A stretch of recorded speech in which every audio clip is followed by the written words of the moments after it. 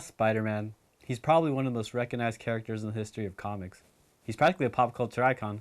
And if people don't know who he is, they at least recognize him. I think a lot of people actually know him from the movies, whether it was the original trilogy or the Amazing Spider-Man movies. But these depictions haven't always been true to the character. So let's take a look at a little backstory. Spider-Man made his first appearance in comics in Amazing Fantasy number 15 in August of 1962. He was created by writer Stan Lee and artist Steve Ditko. There was a high demand for comics from teenagers at the time, so Lee wanted to create a character that they could relate to. That's what made Spider-Man so unique at the time. He was one of the first teenage superheroes. Prior to that, teens wouldn't be much more than sidekicks, and so it was a refreshing take on the superhero concept. That was the most appealing thing about Spider-Man. He's a kid, so his everyday problems just as important as his superhero activity. So whether it was getting his homework done or dealing with bullies, he had real problems to deal with. So this gave us a mix of like a human story along with superhero antics. That isn't something that's been explored well in the Spider-Man movies though. They'd kind of gloss over the human aspects and go right into the superhero action. And I'm not saying there wasn't any, because you could tell that Peter got bullied and he had a lot going on, but it seemed more like a means to an end. It wasn't an integral part of the story like it should be. I'm all for superhero action, and that was definitely the case when I was a kid and first saw these movies. I just think they would have been a lot better had they started when he was a kid, because that's what made Spider-Man, you know, Spider-Man. The human elements of the movie seem to focus on a love story. That's not necessarily a bad thing, because Spider-Man's always had love interests. It's just that they didn't come until later down the line. He was just a kid trying to balance his daily life with his superhero life.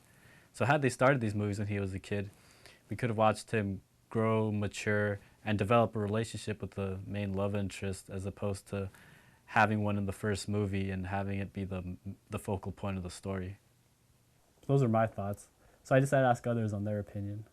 I thought they were okay. I feel like they could have been done better. Tobey Maguire just doesn't seem like the right person to play Spider-Man. As the generations of Spider-Man films progress, I think we get closer to what the comics were like. I felt like he was kind of old to be playing someone in high school, so it was a little weird. In the original Spider-Man films, I think that it's a fresh way of looking at how Spider-Man could be portrayed. That was the past. Now we're looking towards the future. For those that aren't aware, the previous Spider-Man movies were produced by Sony, and as of early last year, they struck a deal with Marvel to share the character. So they're going to reboot the franchise.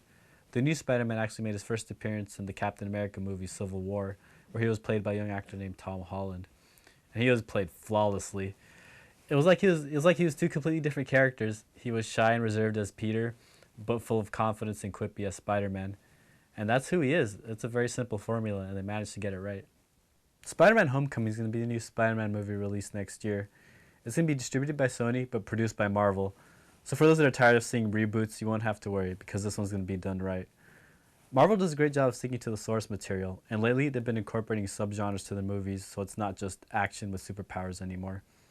This new Spider-Man movie is going to draw inspiration from John Hughes films, and for those that don't know, John Hughes directed movies like The Breakfast Club and Ferris Bueller's Day Off. So it's going to have this team comedy kind of vibe, which is perfect for the character.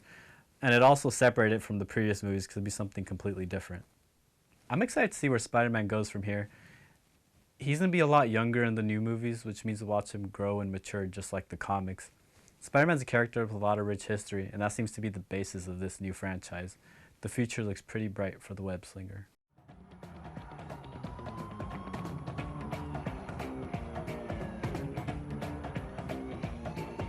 Spider-Man, Spider-Man, does whatever a spider can. Spins a web any size, catches thieves just like flies. Look out, here comes the Spider-Man.